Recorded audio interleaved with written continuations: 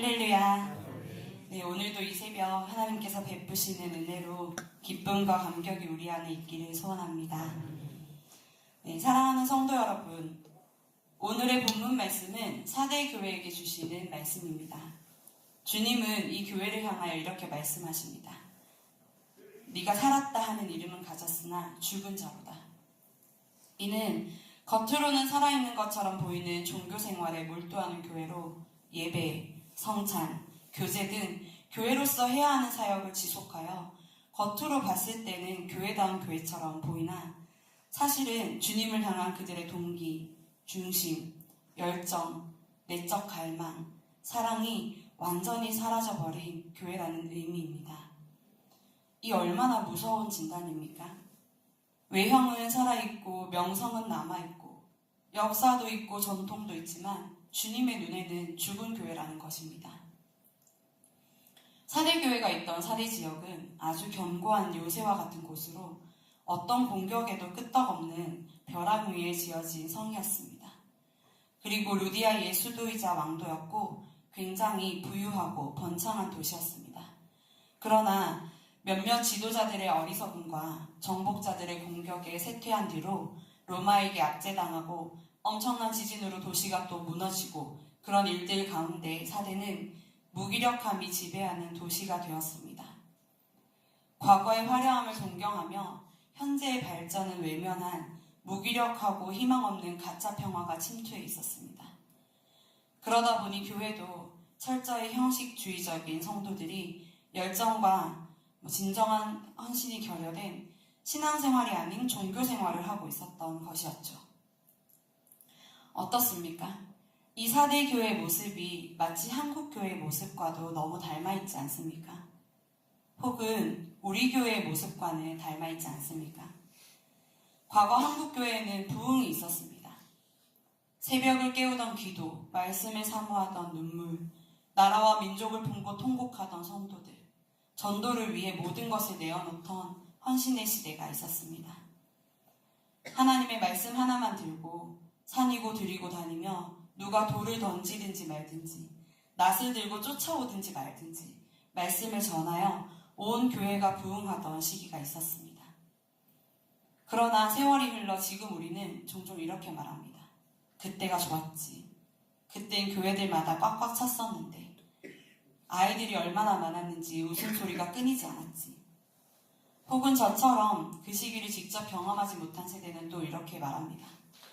평양 대부흥 시기가 있었다던데, 말로 설명할 수 없는 부흥이 있었다던데, 정말 대단했다고 하던데.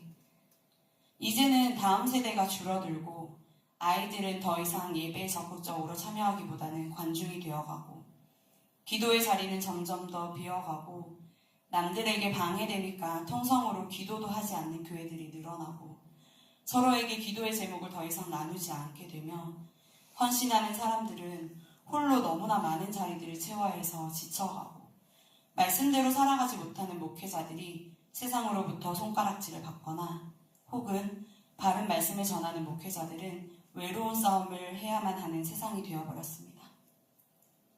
주님이 오늘날 한국교회를 보신다면 그리고 우리를 보신다면 사대교회를 향해 하셨던 그 말씀을 우리에게도 하시지 않을까요? 살았다 하는 이름은 가졌으나 실상은 죽은 자로다 하고 말입니다. 그런데 사랑하는 성도 여러분, 사대교회를 향한 말씀은 절망으로 끝나지 않습니다. 사대교회는 칭찬을 받지 못했고 책망을 받았죠. 그러나 2절 말씀에서 예수님은 말씀으로 사대교회에게 권면하셨습니다. 권면을 하셨다는 것은 아직 희망이 있다는 뜻이 됩니다. 희망이 없는 사람에게는 우리가 어떻게 고쳐보라고 말하지 않겠죠. 이는 주님께서 포기하지 않으셨다는 증거입니다. 예수님께서는 이렇게 권면하십니다. 먼저는 일깨우라고 하십니다. 정신을 차리고 영적으로 무장하고 깨어있어 남은 바 죽게 된 것, 즉 죽으려 하고 있는 것들을 굳게 하라고 하십니다. 꺼져가고 있지만 죽은 것과 같아 보이지만 여전히 남아있는 신앙의 아주 작은 불씨를 붙들어 강하게 하라고 하십니다. 그리고 네가 어떻게 받았으며 어떻게 들었는지 생각하라고 하십니다. 처음 복음을 듣고 믿음을 가졌던 그 시절, 즉 영적으로 순수하고 뜨거웠던 그 시절을 기억해야 합니다. 과거의 영광을 떠올리고 추억하며 위로받으라는 뜻이 아닙니다. 과거에 들었던 복음과 그로 말미암아 생겼던 순수하고 뜨거웠던 믿음을 지키고 보존하고 회개함으로 돌이켜 이 모든 것을 다시 실행하라고 하십니다. 그런데 사대교회에는 이 모든 것을 여전히 행하고 있는 본이 되는 성도들이 있었습니다. 4절 말씀을 다시 한번 함께 읽어보겠습니다. 요한계시록 3장 4절 말씀입니다. 시작. 그러나 사대에 그 옷을 더럽히지 아니한 자 몇 명이 내게 있어 흰옷을 입고 나와 함께 다니리니 그들은 합당한 자인 영노라. 아멘.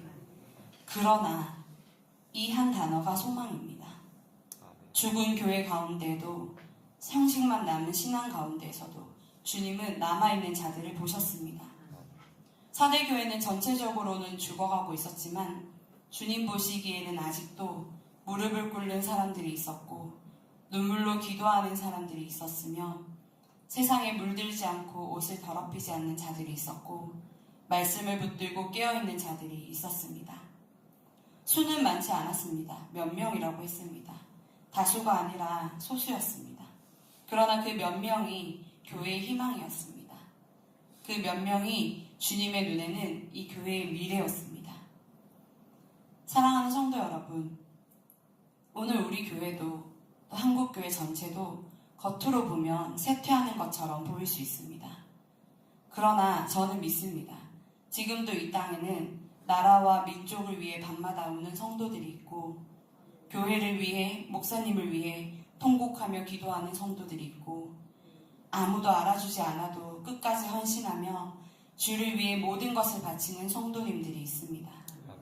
주님은 알고 계십니다. 그들의 사랑과 열정과 헌신과 그 순수한 신앙을 모두 알고 계십니다.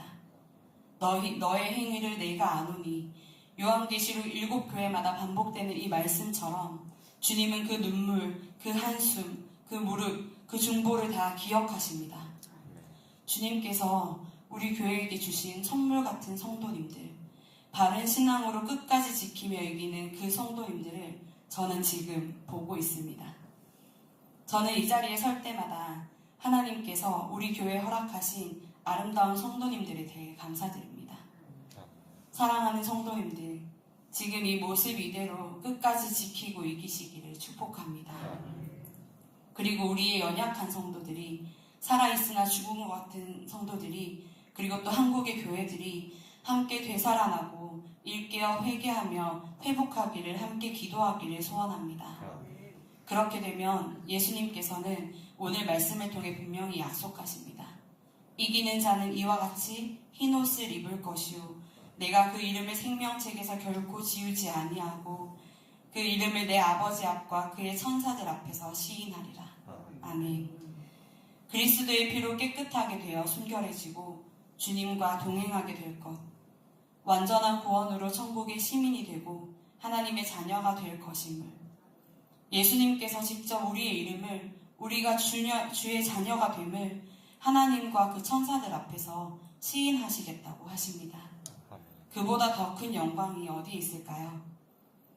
그 영광을 주님 다시 오시는 그날에 온전히 누리며 감사 감격할 수 있는 저와 여러분 되시기를 소원합니다. 이번 주 저는 조성빈 전도사님과 함께 교육을 다녀왔습니다. 월화수 2박 3일간 교육을 다녀왔는데요. 다음 세대의 사역자들을 위한 교육이었는데 너무나도 즐겁고 또 유익한 시간이었습니다. 그런데 다음 세대 사역자들을 위한 교육을 갈 때마다 사실은 우리는 계속해서 부정적인 이야기들을 듣게 됩니다. 목회 데이터 연구소에 따르면 현 시대에 가장 비율이 높은 종교가 무엇인지 아십니까? 바로 무교입니다. 응답자의 60%가 종교가 없다고 대답합니다. 그리고 자신이 기독교라고 답한 사람의 비율은 12%였다고 합니다. 그러니 100명이 모이면 12명, 10명이 모이면 1.1명 정도가 기독교인인 것이죠. 그 말인즉슨 10명이 모이면 나 혼자 기독교인일 가능성이 높다는 것이고 요즘 20명에서 30명 사이인 청소년들 한 반의 클래스를 생각했을 때 거기서 믿는 아이들은 정말 2~3명밖에 안 된다는 이야기가 됩니다. 그래서 한국교회는 쇠퇴해가고 있고 너무 힘들고 어려운 상태라고 이야기합니다. 한국 기독교회는 미래가 없다고 이야기합니다. 그런데 이번 교육에서 한 강사님이 이렇게 말씀하셨습니다. 평양 대부흥운동이 있었을 당시 우리나라의 복음화율은 단 1%에 지나지 않았다고요. 그런데도 그 부흥이 일어나고 단숨에 15%로 성장했다고. 지금 우리는 12%나 있습니다. 왜 미래가 없다고 생각하십니까? 이렇게 말씀하셨습니다. 저는 그 말씀이 너무 큰 위로가 되고 새로운 희망을 품게 되었습니다. 어제부터 우리 사랑하는 청소년부 아이들이 수련회에 참석하고 있는데요. 세상은 그 아이들을 향해서 말합니다. 교회는 끝났어. 신앙은 다 옛날 얘기야. 그러나 주님은 말씀하십니다. 그러나 아직 남아있다라고요. 저희 지유가 수련회에 같이 참석을 했는데 어젯밤에 전화가 왔더라고요. 밤 12시에. 아직도 시끌시끌하더라고요, 아이들이. 목이 다 쉬었어요. 엄마 찬양하면서 너무 뛰었더니 땀이 나가지고 샤워하고 왔어요. 저 기도하다가 울었다요? 이렇게 얘기하더라고요. 뭘 위해서 기도했는데? 그랬더니 그건 비밀이래요. 옆에 언니들이 있어서 부끄러워서 말 못해준다고. 근데 막 오열이 나와서 엄청 울었다고 얘기하더라고요. 우리 아이들이 눈물로 찬양하고 말씀 앞에서 고개 숙이고 있습니다. 세상의 유혹 속에서도 예수님의 이름을 부르며 기도하는 그 아이들이 바로 오늘의 4대의 몇 명에 속한다고 믿습니다. 이번 교육에서 교수님께서 말씀하셨습니다. 신앙의 전수는 이제 가정에서 일어나는 시대를 또 넘어서서 이제는 세대 간 전수가 일어나는데 그 세대 간 전수는 부모와 자녀가 아니라 교회 안의 세대와 세대 사이에서 일어나는 것이라고 하셨습니다.